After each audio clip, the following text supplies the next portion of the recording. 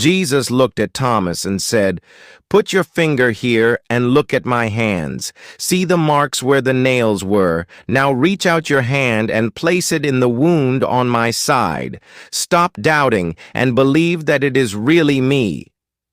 Thomas was amazed and moved by what he saw. He said to Jesus with deep faith, "My Lord and my God."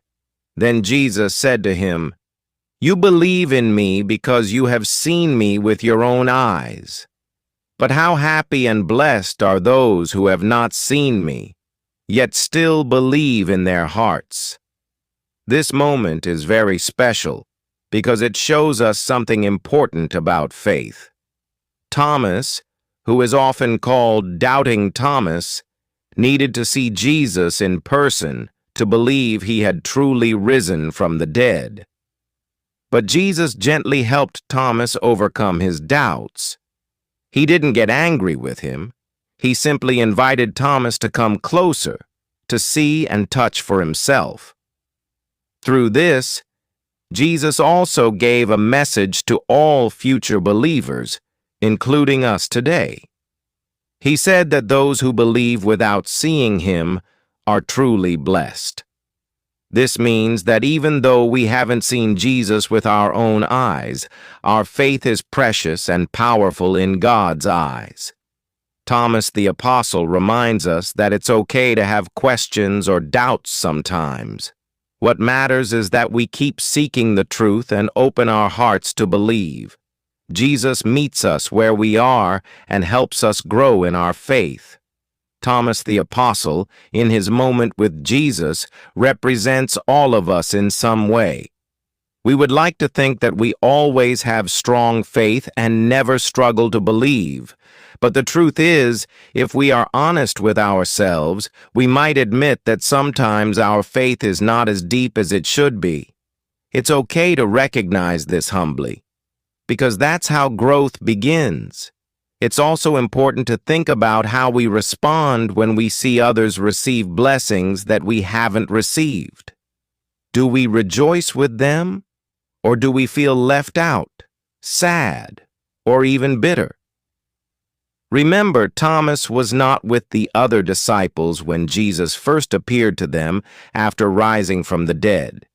When he came back and the others told him that they had seen Jesus, Thomas must have felt very upset.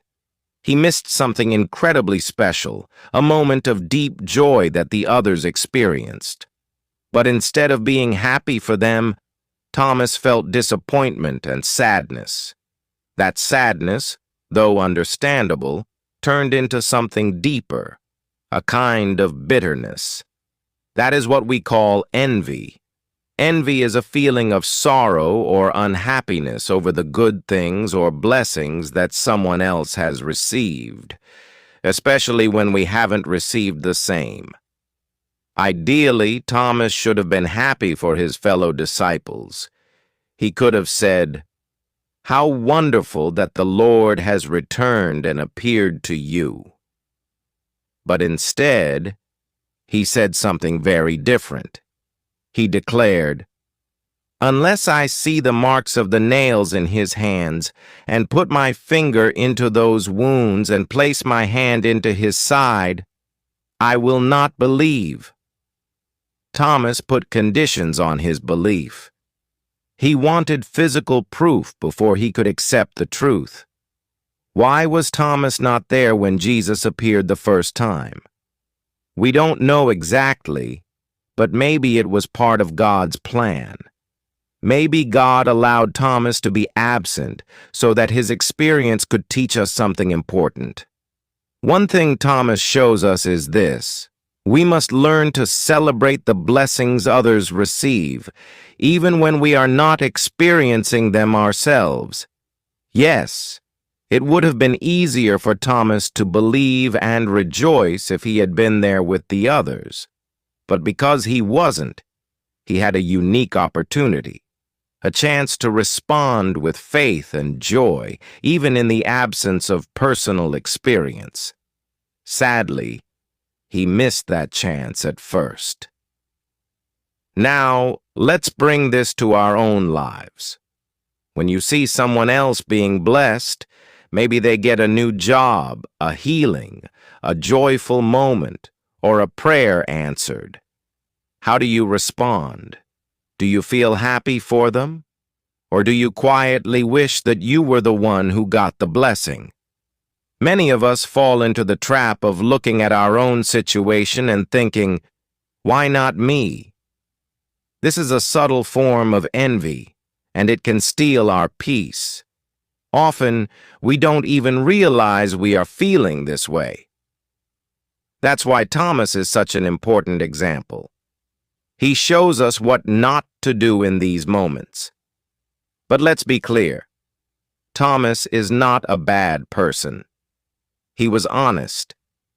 He wanted to believe, but his heart was wounded by disappointment. His story reminds us that even faithful people can struggle with doubt and envy. And more importantly, it shows us how Jesus lovingly meets us where we are, inviting us to believe and to rejoice with others even when we don't have all the answers or experiences yet. Thomas was a very human and relatable person, just like all of us. He had his strengths, but he also had his struggles. One of those struggles was believing without seeing. That is why Jesus, in his great love, came back again and appeared to Thomas later on, just to help him believe. When Thomas finally saw Jesus with his own eyes, something powerful happened. He was deeply moved and filled with awe. He said words that have become a special prayer for many faithful Christians throughout the centuries. These words are often whispered by believers during Mass, especially during the moment of consecration when the bread and wine become the body and blood of Christ. Thomas said, "My Lord and my God." It was a moment of deep faith and surrender. Jesus then gently responded to Thomas. He said, "Have you come to believe because you have seen me? Blessed are those who have not seen and yet still believe." This wasn't a harsh rebuke. It wasn't meant to shame Thomas. Instead, it was a loving correction, a gentle invitation for Thomas to reflect deeply on his heart and the reason behind his earlier doubts. Jesus wanted Thomas to look inside and ask himself, why did I refuse to believe at first? Why did I need so much proof? It seems that Thomas's unbelief was not just about doubt or confusion. It might have also been influenced by something deeper, envy. When he heard that the other disciples had seen Jesus, but he hadn't, he may have felt left out, disappointed, and even a little bitter. Instead of rejoicing with the others, Thomas seemed to harden his heart. He could have chosen to celebrate what his friends experienced, but instead, his sadness turned into a refusal to believe unless he was given the exact same experience. This is where envy can quietly sneak in. Envy happens when we feel upset or even angry about the blessings someone else receives, especially when we haven't received the same. Jesus understood this.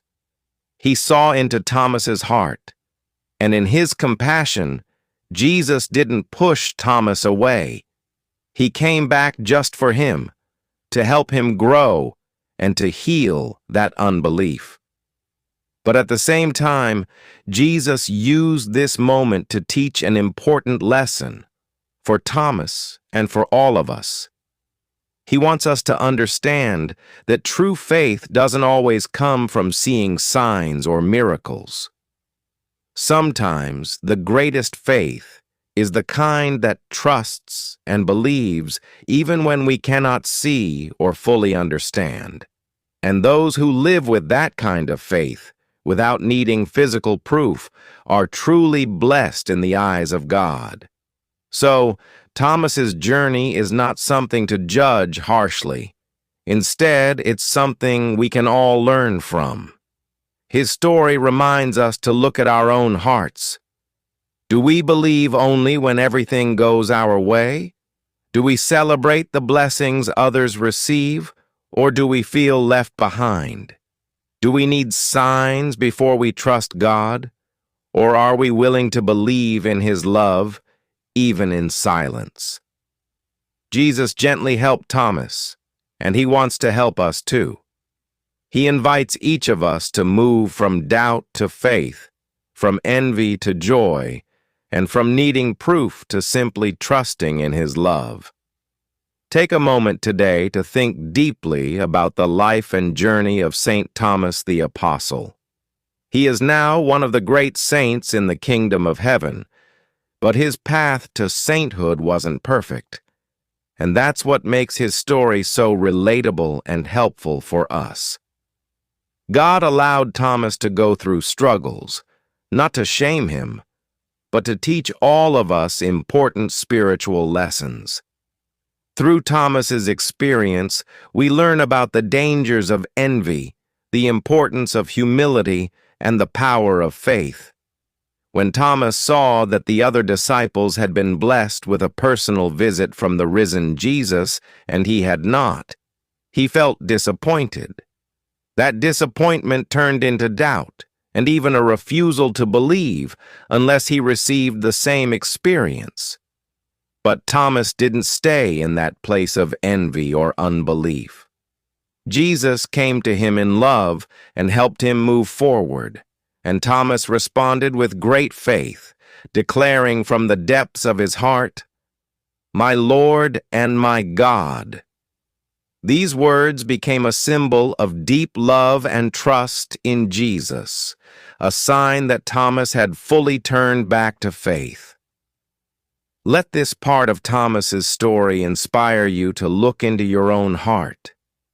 Are there times when you struggle to be happy for others because you feel left out of God's blessings?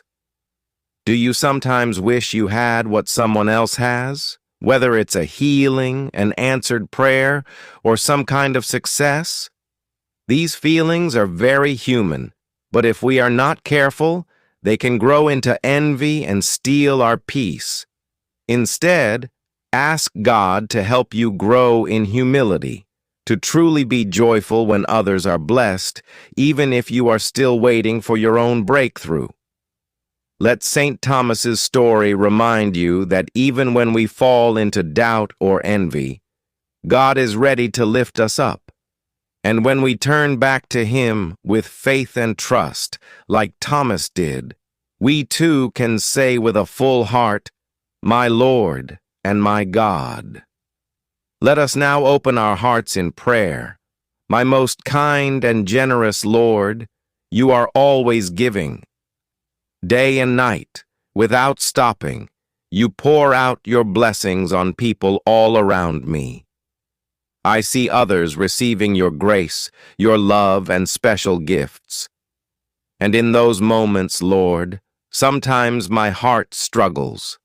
Sometimes I feel left out or wonder why those blessings didn't come to me. But I ask you now, Lord, to help me. Please take away any feelings of envy, jealousy, or sadness that try to grow in my heart when I see others being blessed. Teach me to rejoice in the good things you are doing in the lives of others. Help me to remember that your goodness has no limit and that there is more than enough love and blessing for everyone, including me. You are my Lord and my God, and I thank you not just for the blessings you give me, but also for the blessings you give to others. Help me to see your hand at work everywhere, in big ways and in small, in my life and in the lives of those around me. Fill my heart, dear Jesus, with deep gratitude. Help me to be thankful even for the blessings that are not meant for me directly. Let me trust that you know what I need, and you give in perfect love and perfect timing. Thank you, Jesus, for always being with me. Jesus, I trust in you.